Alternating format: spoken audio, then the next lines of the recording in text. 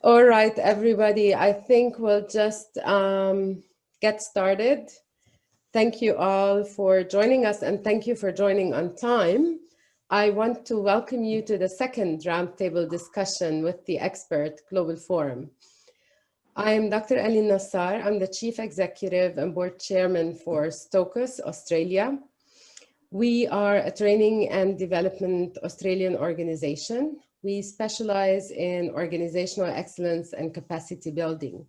We do it in different forms. We do it through diplomas, certifications, long courses, short courses. All our courses and offerings are accredited and certified.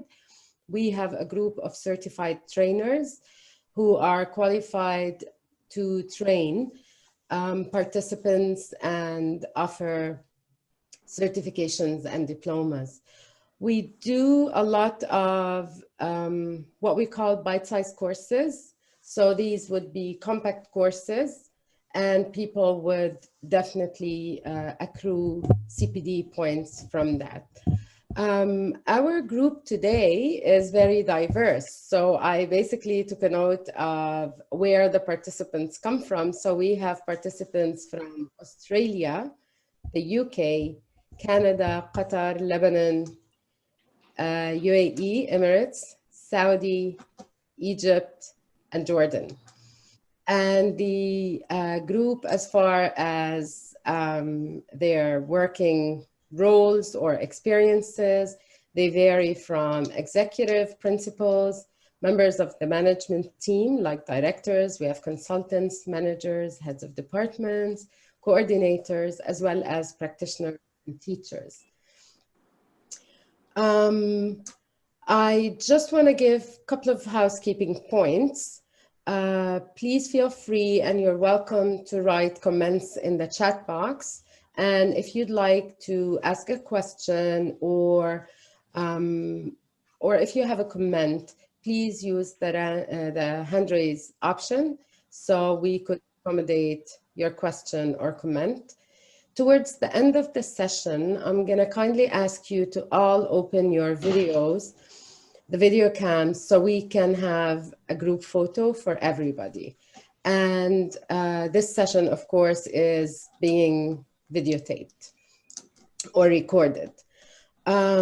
We have the pleasure to welcome our expert for today's session, Nidal Sleiman. Nidal is a doctoral researcher in leadership and learning at the UK's UCL Institute of Education, who specializes in learning-centered leadership, leadership development, and social impact. She has worked as a teacher trainer, and a principal in different kinds of schools. Nidal has an MSED in curriculum, instruction, and assessment, a PG diploma in school leadership and management, and a BA in public administration and political science. She is also, very proudly, an executive advisory board member at STOCUS Australia and has different professional and academic contributions and publications in educational leadership and policy. Welcome, Nidal, and thank you for accepting our invite to speak. The floor is all yours. Thank you, Aline. I'm going to refer to Dr. Ali Nassar as Aline on a collegiality basis. Thank you very much for giving me this platform, this opportunity to connect with all this wonderful group. And hello, everybody. I'm very pleased to see some new faces. So very pleased to meet you today. Very happy to see some of the well-known and familiar faces and names here. So I hope you enjoy the session. I hope we can interact because it is not hopefully designed to be a lecture. It's designed to be a discussion session. So let's hope we all enjoy it.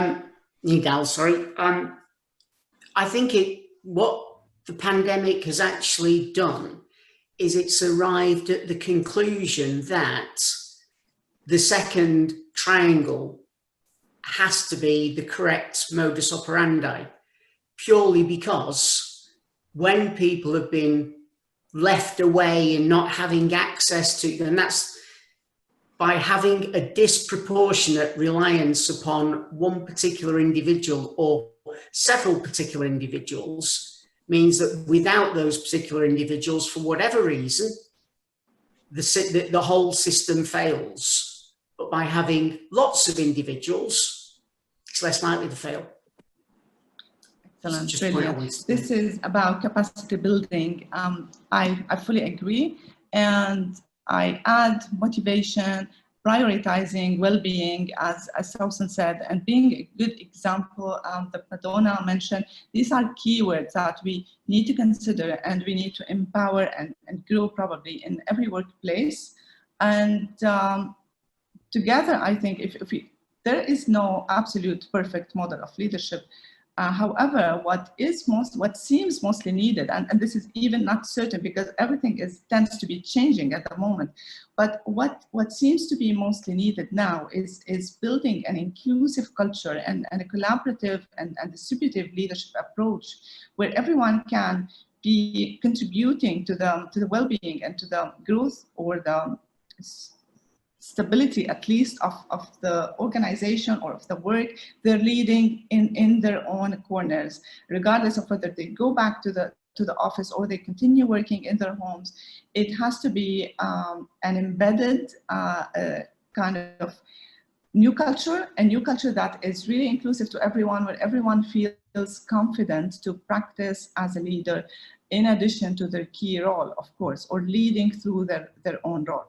So how can we build this? And as again, it seems that I'm a lover of puzzles. Actually, I do like the contribution of each of these, and I think it's probably helpful to think about it not as magic or not just as a one show that, oh, because of the pandemic now I'm going to spread this inclusive distributive leadership training. I don't think it happens this way, but probably our evidence shows us that it all needs to be designed. So the organizational structure needs to be built in, designed, and based on the values of empowering leadership or embedding leadership in every different role of the organization. And I'm going to use the example of the classroom, because probably when the teacher deals with a wide variety of individuals of so many different backgrounds at the same time, the challenge is massive. So if those teachers who have invested in building independent skills and probably the ability of individuals to solve their problems and rely on their own effort and keep going regardless of different glitches here and there, that probably the investment in building at a small scale or in a young age those leadership capacities. And the same definitely applies to adults. When we build a leadership set of skills and expertise in the workplace, the investment is definitely, I'm not saying it's 100% going to be successful, but it is definitely going to be sustainable. So the way we lead our organizations or workplaces with having leadership skills everywhere around us, this is reliable and this is more sustainable. But this does not happen just because of design and the strategy that is built this way. It definitely takes a lot of trust relationship and nurture. So we nurture leaders, we nurture leadership in every individual around us. The way we nurture a plant, probably, the way we nourish and cultivate a plant or probably raise a child, it doesn't just happen all of a sudden. It is definitely built over time, and it definitely takes a lot of trust and well-built relationship in order to move from a culture of hierarchy and a culture of positioning and respond to positioning to a culture that is not necessarily based on hierarchy, or whether it's a horizontal or a vertical or a spiral form of leadership. That could be working for some organizations. However, it's trust and it's relationship building that really makes a difference. So when we're talking about leadership, we're obviously talking about learning, and I'm going to focus on what we call professional learning, because we're thinking of how to lead adults and team members and individuals in different professional paths. So relationship and trust has been, and again, I usually like to share some findings of my studies. So for the last 3 years, I've been researching learning-centered leadership, as Aline mentioned, and I found massive evidence on the value and the effect of social capital and relationship, building trust relationship on the quality of the learning experience. I'm not going to mention outcomes and ratings and percentages, because that's not the key point here in any way. But many people in different countries and in different types of organizations have reported, and this has been published, they have reported on the effect of having people you trust around you. So when you're in a professional environment, you tend to work more confidently and comfortably, and you tend to learn more confidently and try new and take risks and try new solutions probably and styles. When you're surrounded by people you trust, when you trust they're there to support you. So you are more encouraged to take a risk, and you are more encouraged to lead that change. You are more encouraged to ask questions probably, and you ask for input, because you trust that you are surrounded with your social circle or social professional circle. So in different ways, I would like to mention that probably when we think of leading organization, or when we think of leadership as a niche, like as an elitist notion of someone who's sitting out there in an office and probably signing memos and strategies, that isn't exactly what is needed in the workplace, as much as we definitely need someone to review the strategies and develop them and sign them. Obviously we need that, and we need someone to take accountability, but also we need someone to grow that sense of trust relationship and that sense of low threat, or probably no threat in the workplace, where individuals can really take the chance to change and take the chance to probably challenge themselves. And how does that really happen? So if there's trust and if there is a positive relationship environment, what happens and how does learning grow? So I have cited two different quotes here. I would like to start with one that I really enjoyed very much, which is Paulo Freire's Pedagogy of the Oppressed, and I really enjoy and I recommend that everybody reads it, no matter what their background is. So Paulo Freire had discussed the importance of dialogue as conscious engagement, conscious actual engagement, cognitive engagement in the journey or in the learning experience.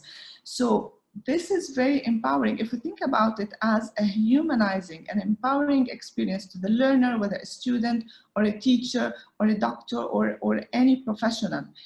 Wherever there's dialogue, we are interacting with someone. We speak, we listen, then we share, then we speak again, then we listen, then we interact, and it's mutual and it's reciprocal. So it's not in any way one or unidimensional. It is definitely two ways input. It's a reciprocal environment where dialogue, even if I'm not in a leadership position, I'm just a member of a team in a large complex organization with lots of hierarchical positions. When we're in a professional environment and I'm in a dialogue and I feel really engaged and I feel consciously engaged and cognitively, and I'm taking lead of my learning, what is happening here is that I feel respected, I feel valued, and I feel that I am important, and what I'm saying is really listened to. So that sense of empowerment of the human in the teacher, or the human in the learner, the human inside the professional, it brings up, it expands the space of their mental abilities and their engagement in the work. So learning in this case is not imposed. It's not banking education where you deposit something and you take it back multiplied. Not in any way. Learning here, regardless, and again, regardless of the test scores or the performance appraisal rates, regardless of the statistical figures at the end of the year, I'm not concerned with that. I'm concerned with a true engagement experience, a true dialogical experience, and a way in which we build trust relationship. a couple of days ago, I noted on Twitter, and I wanted to quote Professor Alma Harris for this. Alma Harris tweeted, "Without trust, there's no influence, and without influence, there's no leadership." This brings me to the notion or the understanding of leadership as relationship, action, and impact. So if there's no relationship really, action is not going to be really meaningful. And if there's no action, then again, where's the impact, and how can we really generate impact? Before taking more contributions, I would like to focus on this because it builds on the previous one. So that's my favorite slide, because this model is constructed in my doctoral research. I have adopted this model, or probably tailored it, based on Jeff Southworth's theory from 2002. So Jeff Southworth has discussed modeling and monitoring, and I have added mentoring and relationship because of my conceptualization of leadership in the study. And it has been tested so far with multiple participants. Probably I don't like to use the word tested, but the study has showed probably that this is going to be helpful, because when we see ourselves as leaders, as models, monitors, and also mentors, there is a lot of difference. So if I just remove the word mentoring, it's probably a different narrative. And again, when we speak of leadership, we not only speak of leadership as a job, or leadership as a task, or as action in any way, because when we lead our work, whether I'm a single self-employed person leading my project, leading my book as Ian is doing, or leading my company, leading my classroom with 30 or 25 students, or probably leading a multi-branch organization, there's a lot of thought. So let's give ourselves the credit that there is a lot of theory and action, knowledge and action, not theory in the sense of niche branded studies in any way, but there's a lot of thought, there's a lot of cognitive work and probably emotional work invested in there, in addition to action. So knowledge, theories, and thoughts and ideas without action are not going to be helpful. And action that is not based on a lot of cognitive and emotional investment is not going to be effective. And that has been proven in many ways and in different forms of organizations. So I probably have worked in leadership positions for the last probably 13 years before I started my research on leadership, and I've never seen someone who has made a difference in a leadership situation without really investing emotionally. So people invest money, time, and energy, a lot of physical energy. I'm sure many of you can identify with this. But if you are not investing emotionally, this is not going really to make the difference that you're looking for. So I do see a lot of cognitive knowledge and emotional investment in that. And that's why I will be focusing a little bit more on mentoring. So as a leader, modeling is really important. It's key because you need to walk the talk. You need to show that you're confident in what you're preaching, and you need to show a kind of exemplary work in one way or another. Well, I was discussing this with Aline the other day, and I said, well, I don't mean that if you're a principal and you've majored in history, you need to go and teach a math lesson to be a model. It doesn't have to be that that way, but it is important to lead and show that you are capable and you are confident, and make some mistakes and learn from others and share your experience and reflect.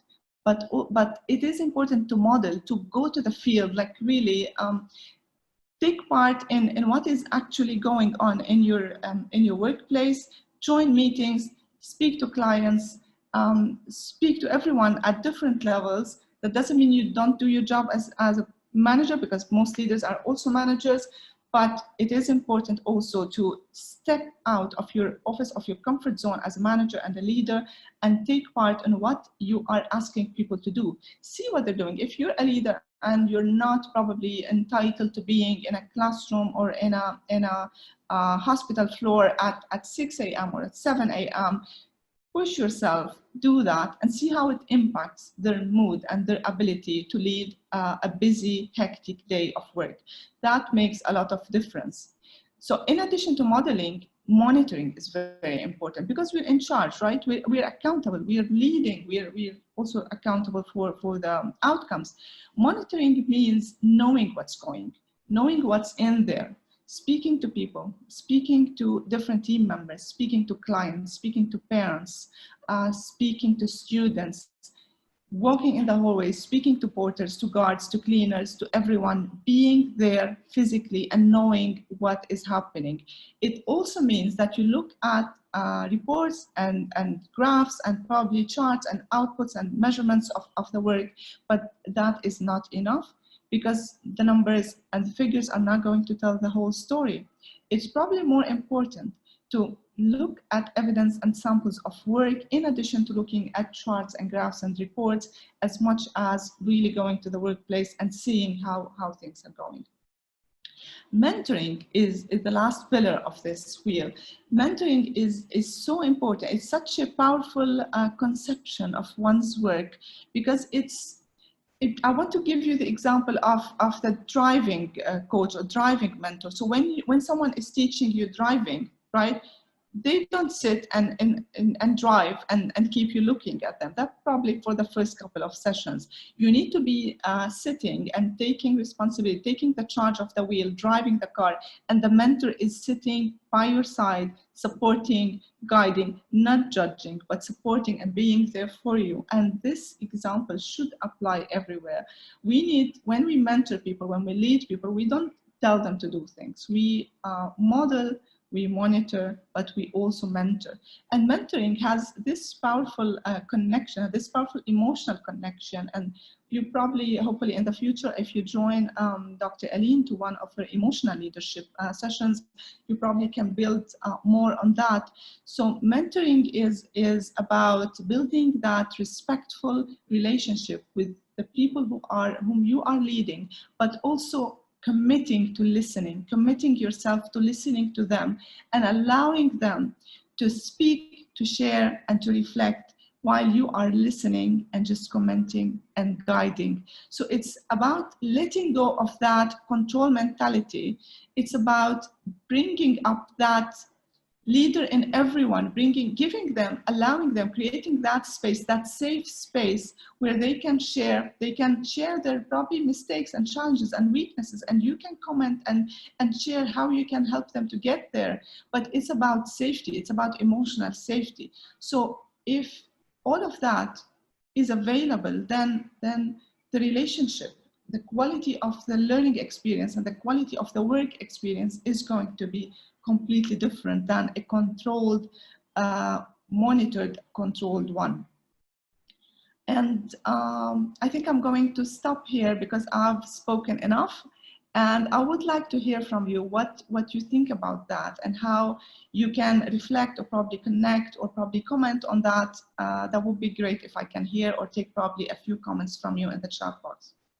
Nidal, sorry to always be doing this, but can I make a point with regards to that last slide? My view on the way to drive that is you're detailing the modelling, the monitoring and the mentoring perfectly.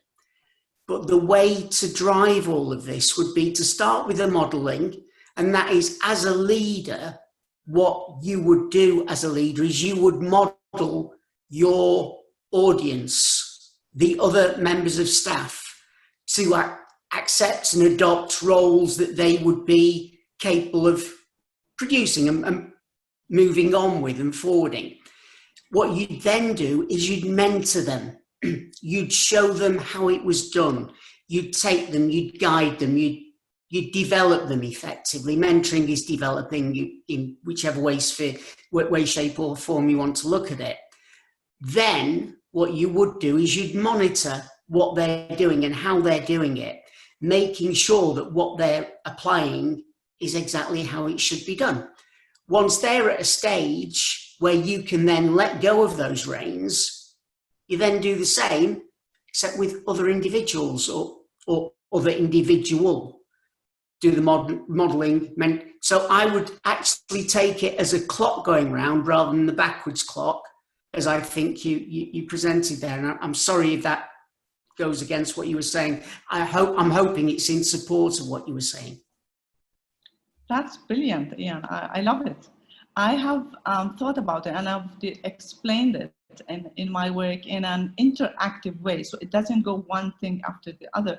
But the way you've put it is really outstanding. I think if we think about it as a clockwise circle, we're modeling, mentoring, monitoring, and then again modeling, mentoring, monitoring, and that allows of growing the circle of potential leaders where they can again model, mentor, and monitor others. That's going to be brilliant. So I'm going to take note of that, and thank you very much. I would like to hear from different participants if someone would like to share on their experience, or probably if they've practiced being mentored, or if they're practiced or experienced a completely different way of leadership. Would be also interesting to hear and learn. Yeah, Nidal, we have in the comments a note from Sausan Rafal, and thank you for that, Sausan. Mentoring is supposed to highlight strengths, empower them, and at the same time, provide guidance to grow and overcome areas of development. Exactly, I fully agree with Sausan. It's a positive way of guiding people to acknowledge, and whereas we acknowledge their strength and guide them to know their strength and build on that, and probably help them to look for areas where they can develop their performance or practice. And I fully agree. I've worked with Sausan with many years, by the way, and Sausan is an amazing mentor. She believes in the power and the ability of everyone around her, and she has not worked with anyone who has been performing similarly after they've worked with her. So I wanted to acknowledge that. Thank you, Sausan. So with that said, how do we know leadership is effective, or how do you know learning is actually happening? I'm not very much of an adjectives person. I more focus on the quality of the experience rather than using a lot of adjectives. But I realized in this short, very tiny session, we can probably refer to it as effective, or more or less. So how do you know this is happening, and how do we probably measure or know? It's about knowing the impact of our work or knowing the outcomes. That could be an interesting area to think about. Probably if you have people working with formal or quantitative ways of measuring, or qualitative ways of measuring, it would be interesting. And I'm not sure, I'll just give a moment to see if someone would like to comment. And if not, I am going to proceed. So do we have a message? Yes, Pamela, go ahead. Just to make it clear for me, it's like mentoring should help the mentee to achieve short and long-term goals. And this includes the role modeling as well. So this helps with the career development. Then both mentee and mentor should benefit from this relationship that they have with each other. And then this relationship should involve direct, some kind of interaction between the both participants, I mean the mentor and the mentee. Then mentors should be more experienced when compared to the mentee. Is it right, as I understand what from all of this conversation? Yes, thank you for that. This is brilliant. It is actually a learning experience for both of them.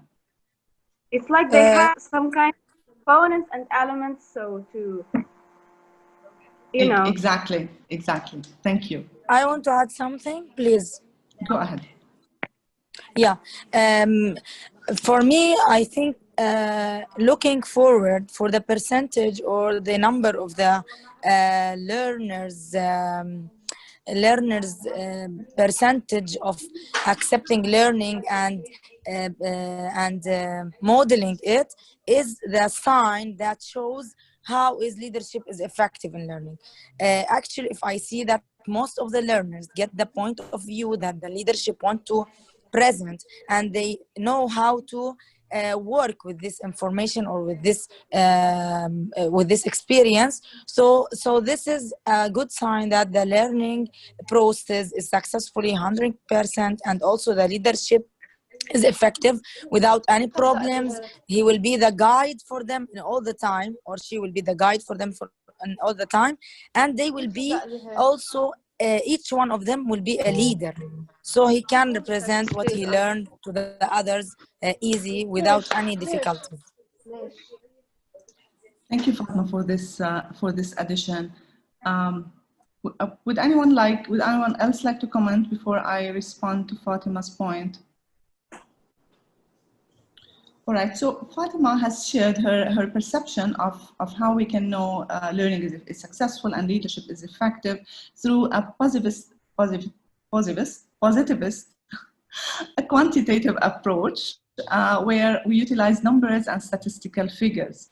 Well, mostly what we do in organizations is that we use unique tools, standardized tools, assessments, probably accreditation charts, performance management sheets, and many tools that are based on numbers, or they will generate numbers and statistical figures and charts at the end of the day. So we use one tool to measure everybody's learning, and we use tools that sum up what was learned over the last period, or what was performed, what was conducted, implemented, achieved over the last few months, and then we sum it up.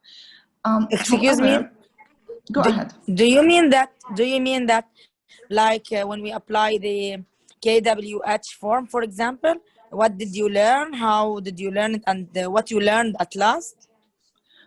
Well, thank you for asking this, Fatima. It is indeed about raising questions about how we know learning is effective or it's actually going well, because I don't have a one answer or one solution that works best for everyone, but I'm going to raise some questions here because I'm familiar with the Middle Eastern assessment culture in different organizations, particularly in education and healthcare.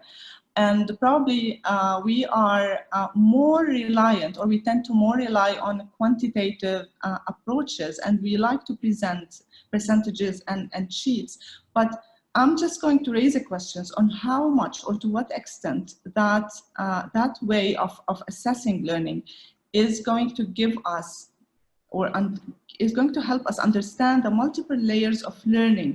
To what extent can we really understand the quality of the learning journey of one individual? So obviously it could be very difficult to go into qualitative approaches when you have a number or a large number of individuals. However, it could be done less frequently. It could be a blended approach where you use quantitative probably once or twice a year, but you also use qualitative.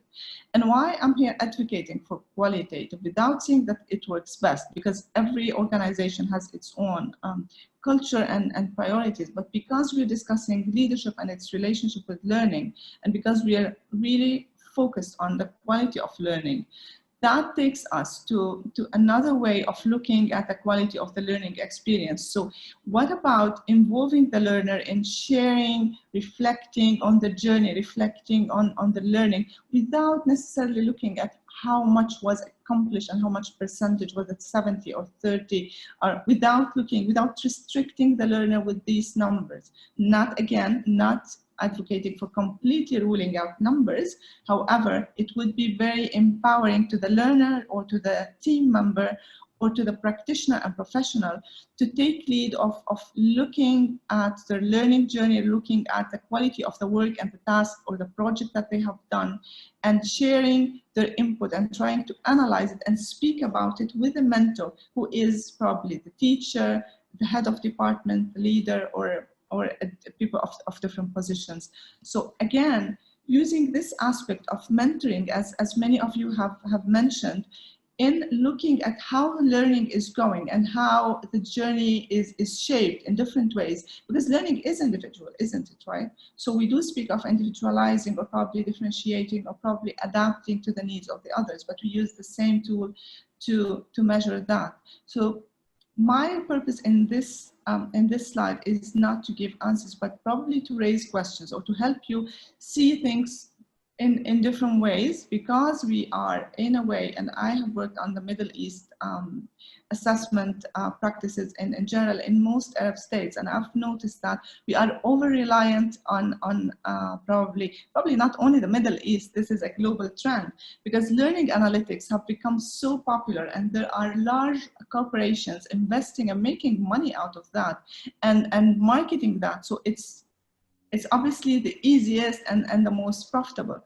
However, it is time to probably stop and stop relying, or just pause and think about linking learning to speaking, to dialogue, to reflecting on the learning experience, rather than only linking learning to numbers and graphs.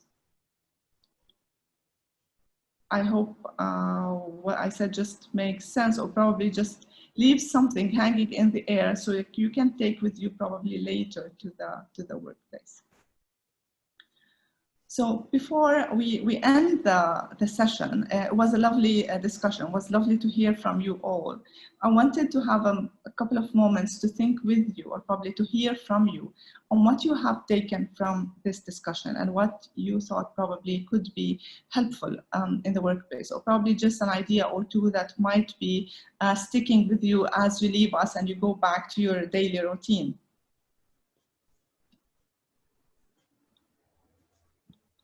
I'm going to look at the chat box to see, I think I can see Sausan's and Madonna's. Yes. So Sausan said, I believe a qualitative work should be mainly recognized despite the quantitative outcomes. Yes, successful results are always the target for any organization, but effective leadership should look into the process. How was the plan implemented in terms of effort, creativity, and commitment? Excellent point.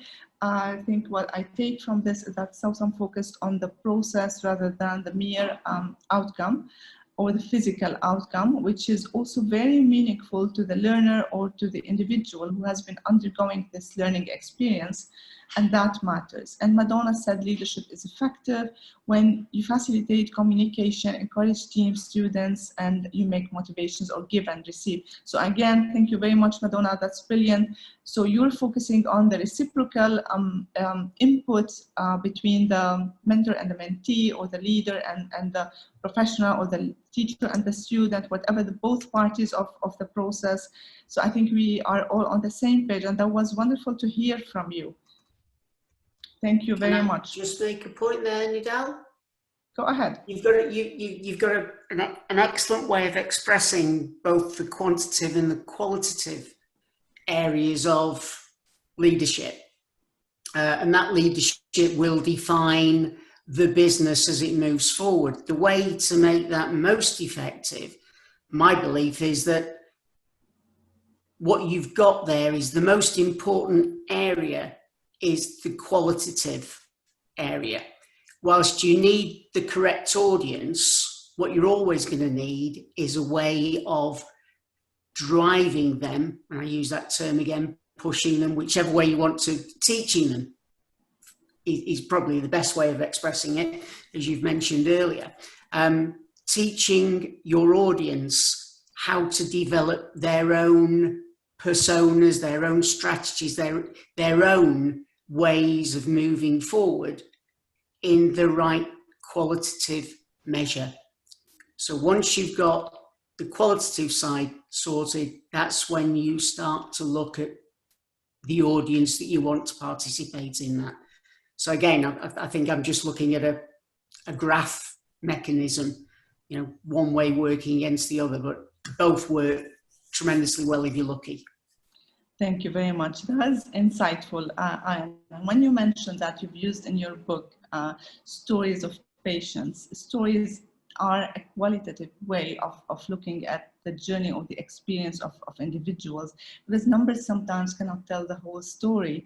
So there's no one way of doing it, but this is one way of leading. It depends on your purpose also. If you just want to have like a trend of a statistical figure of what areas are working higher, or what are being more profitable, or what areas my students are mostly being successful at. So statistics can definitely give us a trend or multiple trends of what works better and what works less or what needs to be redirected. However, if you want to look at the quality of the experience, at the personal lived experience of an individual, whether a patient or a student or a client in different areas, or at yourself, if you want to look and reflect at the quality of your work, it is definitely the way inward, not outward. So look at the multiple layers, look at the different complexities, the different realities that you've been engaged, that you've been encountering in this way, and that will definitely be giving you a lot of insightful knowledge and understanding about the quality of your learning. And I have to note also here that qualitative approaches can also be transferred into numbers, because there are now programs and softwares. So you divide your answers into, you code them, you thematically code them, codes, subcodes, and then you place them into a statistical program that is specially, there are multiple of them, and one of them I use is MVivo. And so qualitative approaches do not mean that we do not have numbers at the end or probably figures. We do. However, the way we start with it is looking at the individual stories and the lived experiences of people and how the learning has been taking place. I really appreciate all the comments, and I was happy with Rindala's. I have. Let me take Rindala's message. Yeah. If you don't mind. Yeah. So Rindala said, when you trust in yourself and in your group, and also your group trusts you, then you will have the power to succeed with your group, and this leads you to the way of leadership empowerment. I love this note. Would love to end with this, because it is again about trust, relationship, empowerment, and is about the drive, to use Ayan's word, the drive to lead forward, not only leading with one person, not only leading by position, but leading with actual practice. Thank you very much, Rindala. That's very meaningful. Ms. Nidal, excuse me. Go ahead. I want just to add one statement that I love and I read about it, that leadership or leaders are born and not made. So you can't teach someone to be a leader. You should be intrinsically have these qualifications to be a good leader, really. And it's not the major of the situation. It's also the relationship between you and the team that you are leading, really. Well, thank you for this qualified and very nice, amazing. I love to be challenged. Sorry, Nidal, if I can just have comment on Fatima's definition, if I may, of leadership. Fatima, I can't say that I totally agree with you.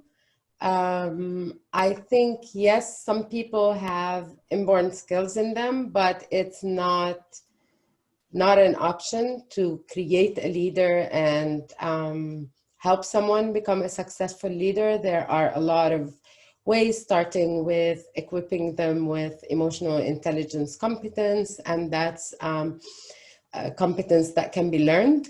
And also leadership skills can be boosted and enhanced with training and practice. So that's a whole different subject that could probably be discussed for hours and hours. But yeah, I do agree with you. Some people have inborn skills, others don't, but it doesn't stop there, I'll have to say. Yeah, you're right. Right back. I mean that most of the time we need these skills, because some people, as much as you learn them, the skills, they will not approach it. So mostly we need it, but many people that they have the love to learn how to be a leader, they can get it exactly as you said. Yeah, thank you, Fatima. Ian, you had something to add? I was just going to add the fact that I totally support the statement you just made there. And that is that leaders, otherwise, why do we have training courses? Why do we develop people? Leaders can be made. Winston Churchill wasn't born a leader. Ian? I have no job. If leaders cannot be made, then I don't have a job. Well, yeah, and that's what we're all here to do. We're all here to develop. People don't come out realizing that they're going to do this, that, or the other. That is developed throughout their lives. And yourself, Nidal, and the rest are all involved in bringing this through and making them the best they possibly can be. And that's what we're all here to do. Agree. Thank you very Thank you much. for that, Ian. Thank you very much. Please, before we close, can I ask everybody to put their cams on for a group photo before Nidal has her final comments said? Does my bottom look big in this, by the way? Say that again, I'm sorry. I said, does my bottom look big in this? You look absolutely fine. We all look great here. You do. Anyone else is comfortable to, that's Sausan. Sausan says that her camera is on, but Sausan's camera, no, we can't see you, Sausan. Sausan's asking if we can see her. Can anybody see Sausan? No. Okay, we can't see you, Sausan. Marie-Therese, are you comfortable putting your cam on? Okay, anyway, just a big smile to the camera, everybody. Done. Thank you. Thank you very much. I will be ending here by thanking everybody, thanking you all for the contribution, thanking you for your time, for joining us. I enjoyed reading your comments and listening to your contributions, and it's obviously it was a joyful learning experience to both of us. So I look forward to seeing you in the future, probably in future sessions. And again, have a lovely morning, rest of the day or evening in different time zones. Thank you very much. Thank you all for attending. Thank you, Nidal, for presenting. And you should all be receiving your certificates of attendance from our support team in the coming 2 business days.